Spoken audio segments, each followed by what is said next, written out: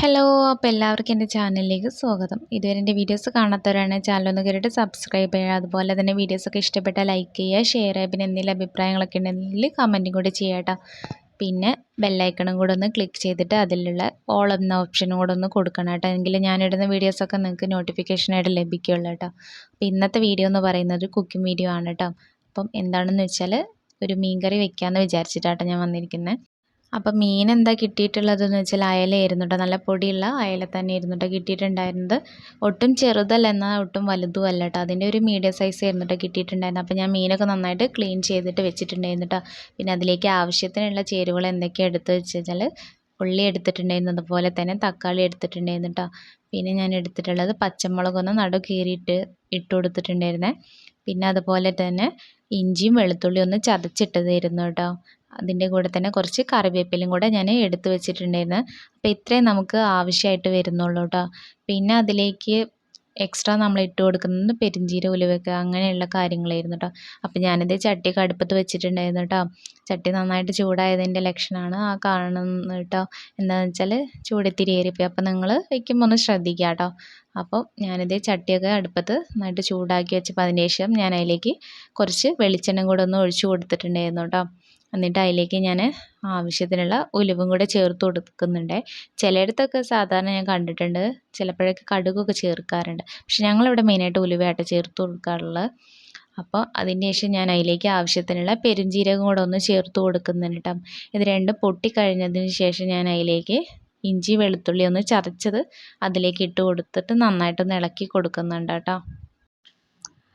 അപ്പോൾ ഇന്ന് വെക്കുന്നത് എന്താ വെച്ചാൽ അയല മുളകിട്ട ഒരു കറിയാണ് കേട്ടോ. അപ്പോൾ ഞാൻ ഇതൊക്കെ ഒന്ന് സെറ്റായതിന് ശേഷം ഞാൻ അതിലേക്ക് നമ്മൾ ചെറുതായിട്ട് അരിഞ്ഞു വെച്ചിട്ടുള്ള ഉള്ളിയും കൂടെ ഒന്ന് ചേർത്ത് കൊടുക്കുന്നുണ്ട് കേട്ടോ. എന്നിട്ട് അതിലേക്ക് ആവശ്യത്തിനുള്ള ഉപ്പും കൂടെ ഒന്ന് ചേർത്തിട്ട് നന്നായിട്ടൊന്ന് അത് ഇളക്കി കൊടുക്കുന്നുണ്ട്. ഉപ്പ് ചേർത്ത് കൊടുക്കുമ്പോൾ അത് പെട്ടെന്ന് തന്നെ ഉള്ളി നമുക്ക് വാടിക്കിട്ടും കേട്ടോ. അതിന് വേണ്ടിയിട്ടാണ് ഉപ്പ് അതിൻ്റെ കൂടെ തന്നെ ഞാൻ ഇട്ട് കൊടുത്തിട്ടുള്ളത്.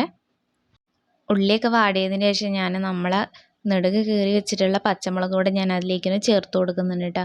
പിന്നെ അരിഞ്ഞ് വെച്ചിട്ടുള്ള തക്കാളിയും കൂടെ ഞാൻ അതിലേക്കൊന്ന് ചേർത്ത് കൊടുത്തിട്ട് നന്നായിട്ടൊന്ന് ഇളക്കിയിട്ട് കൊടുക്കുന്നുണ്ട് കേട്ടോ. ചെറിയ തീയിൽ വേണം കേട്ടോ എപ്പോഴും നമ്മളിത് വെച്ച് കൊടുക്കാൻ, അല്ലെങ്കിൽ അതെന്തായാലും മടിയിൽ പിടിക്കും കേട്ടോ. അപ്പോൾ ഇടയ്ക്കൊക്കെ ഇതുപോലെ ഒന്ന് ഇളക്കിയിട്ട് കൊടുക്കണേ. പിന്നെ അതിലേക്ക് ഞാൻ കുറച്ച് കറിവേപ്പിലയും കൂടെ ഒന്ന് ഇട്ട് കൊടുക്കുന്നുണ്ട് കേട്ടോ. എന്നിട്ട് അത് നന്നായിട്ടൊന്ന് സ്പൂൺ വെച്ചിട്ട് തന്നെ ഇളക്കി കൊടുക്കുന്നുണ്ട്. അപ്പം ഏകദേശം നമ്മുടെ ഉള്ളിയും പച്ചമുളകും അതുപോലെ തന്നെ തക്കാളിയൊക്കെ ഒന്ന് വാടിയിട്ട് കുഴഞ്ഞ് കിട്ടിയിട്ടുണ്ട് കേട്ടോ, ഒന്ന് സെറ്റായിട്ടുണ്ട്. അപ്പം ഇനി നമ്മൾ ഇതിലേക്ക് മസാലകളൊക്കെ ഒന്ന് ചേർത്ത് കൊടുക്കാൻ വേണ്ടിയിട്ട് പോവാണ് കേട്ടോ. അപ്പോൾ അതിലേക്ക് ഞാൻ ആദ്യം തന്നെ ഇട്ട് കൊടുക്കുന്നത് എന്താണെന്ന് വെച്ചാൽ ആവശ്യത്തിനുള്ള മഞ്ഞൾപ്പൊടിയാണ് കേട്ടോ. അത് ഇട്ട് കൊടുത്തിട്ട് നന്നായിട്ട് തന്നെ ഒന്ന് ഇളക്കി ഇട്ട് യോജിപ്പിച്ച് കൊടുക്കുന്നുണ്ടേ. പിന്നെ ഞാൻ അതിലേക്ക് ചേർത്ത് കൊടുക്കാൻ പോകുന്നത് മുളക് പൊടിയാണ് കേട്ടോ. അത് ഞാനിതേ ഇങ്ങനെ ഉള്ളൊരു സ്പൂണിലാട്ടോ ഞാൻ എടുത്തിരിക്കുന്നത്. അപ്പം നമ്മൾ ആവശ്യത്തിന് എത്രയാണെന്ന് വെച്ചാൽ എരിവിനനുസരിച്ച് നമുക്ക് ചേർത്ത് കൊടുക്കാം കേട്ടോ. ഇത് എൻ്റെ അടുത്തുണ്ടായിരുന്ന നല്ല എരിവുള്ള ടൈപ്പ് മുളക് പൊടിയായിരുന്നു, അതുകൊണ്ട് ഞാൻ കുറച്ച് ഇട്ട് കൊടുത്തിട്ടുള്ളൂ കേട്ടോ. പിന്നെ ഞാനിതേ അതേ ഒരു സ്പൂണിൻ്റെ അളവിൽ തന്നെ ഞാൻ മല്ലിപ്പൊടിയും കൂടെ ഒന്ന് ചേർത്ത് കൊടുക്കുന്നുണ്ട് കേട്ടോ. എന്നിട്ട് അടി പിടിക്കാതെ തന്നെ നന്നായിട്ട് സ്പൂണ് വെച്ചിട്ട് എല്ലായിടത്തുനിന്നും അതൊന്ന് യോജിപ്പിച്ച് ഇളക്കിയിട്ട് കൊടുക്കുന്നുണ്ട് കേട്ടോ. എന്നിട്ട് അതിന് ശേഷം ഞാനിത് കുറച്ച് പുളി വെള്ളത്തിലിട്ട് വെച്ചിട്ടുണ്ടായിരുന്നു കേട്ടോ. അതൊന്ന് നന്നായിട്ട് കൈവച്ച് പിഴിഞ്ഞെടുത്തിട്ട് അതും കൂടെ ഒന്ന് നമ്മളെ വാടി കിട്ടിയിട്ടുള്ള അതിലൊന്ന് ചേർത്ത് ഒഴിച്ചു കൊടുക്കുന്നുണ്ട് കേട്ടോ ചട്ടിയിലേക്ക്. എന്നിട്ട് അതും കൂടെ ഒന്ന് നന്നായിട്ട് തന്നെ സ്പൂണ് വെച്ചിട്ട് ഞാൻ ഇളക്കി യോജിപ്പിച്ച് കൊടുക്കുന്നുണ്ട് കേട്ടോ. പുളിവെള്ളം നമ്മൾ ആ മസാലയും കൂടെ നന്നായിട്ടൊന്ന് യോജിപ്പിച്ച് എടുക്കേണ്ടതുണ്ട്.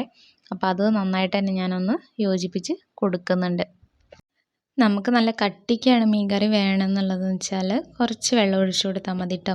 അല്ലെങ്കിൽ ലൂസായിട്ടാണ് വേണ്ടതെന്നുണ്ടെങ്കിൽ അതിനനുസരിച്ച് വെള്ളം നമുക്ക് ഒഴിച്ചു കൊടുക്കാം കേട്ടോ. എനിക്ക് ഏതായാലും ഒരു കുറുകിയ ടൈപ്പിൽ വേണമെന്ന് വിചാരിച്ചിട്ട് ഞാൻ ആ പുളിവെള്ളത്തിന് കൂടി ഇത്തിരി കൂടി വെള്ളം ആഡ് ചെയ്ത് കൊടുത്തിട്ടുള്ളൂ കേട്ടോ. അപ്പം ഇതേ കറി നന്നായിട്ട് തിളച്ച് വന്നിട്ടുണ്ട് കേട്ടോ. അപ്പോൾ ഞാനിത് മുറിച്ച് വെച്ച് ക്ലീൻ ചെയ്ത് വെച്ചിട്ടുള്ള മീൻ കഷ്ണങ്ങൾ ഞാൻ കറിയിലേക്ക് ഇട്ട് കൊടുക്കുന്നുണ്ട് കേട്ടോ. എല്ലാ കഷ്ണങ്ങളും അതിലിട്ട് കൊടുത്തതിന് ശേഷം ഞാനതൊന്ന് ഇളക്കിയിട്ട് തമ്മിലൊന്ന് മുക്കി കൊടുക്കുന്നുണ്ട് കേട്ടോ. മീൻ കഷ്ണങ്ങളൊക്കെ ആ ഒരു കറിയുടെ വെള്ളത്തിൽ നന്നായിട്ട് മുങ്ങുന്ന രീതിയിലൊന്ന് ഞാൻ ഇളക്കി മിക്സ് ചെയ്തിട്ട് വെക്കുന്നുണ്ട് കേട്ടോ. എന്നിട്ട് അത് വേവിക്കാൻ വേണ്ടിയിട്ട് ഞാനൊന്ന് തീ അല്പം കൂട്ടി വെച്ചിട്ടുണ്ടായിരുന്നേ. അങ്ങനെ അതിൽ കിടന്നിട്ട് മീൻ കഷ്ണങ്ങൾ നന്നായിട്ടൊന്ന് വേവായി കിട്ടണം കേട്ടോ. അപ്പം ഞാൻ ഈ തലയെടുത്ത് കാണിച്ച് തരുന്നത് എന്താണെന്ന് വെച്ചാൽ ഏകദേശം വേവായിട്ടുണ്ടെന്ന് കേട്ടോ ഞാൻ ഇതുകൊണ്ട് ഉദ്ദേശിച്ചത്. അപ്പം എനിക്ക് ആവശ്യത്തിനുള്ളൊരു കട്ടിയുണ്ട്, അതുപോലെ തന്നെ പാകത്തിലുള്ള ലൂസും എന്നുള്ള കണക്കിലാണ് കേട്ടോ മീൻകറി റെഡി ആയിട്ടുണ്ട് കേട്ടോ. പിന്നെ അത് കഴിഞ്ഞിട്ട് ഞാനിതേ ഒന്ന് വറവിടാൻ വേണ്ടിയിട്ട് ഞാൻ ഒരു ചീനച്ചട്ടി അടുപ്പത്ത് വെച്ചിട്ടുണ്ടായിരുന്നു കേട്ടോ.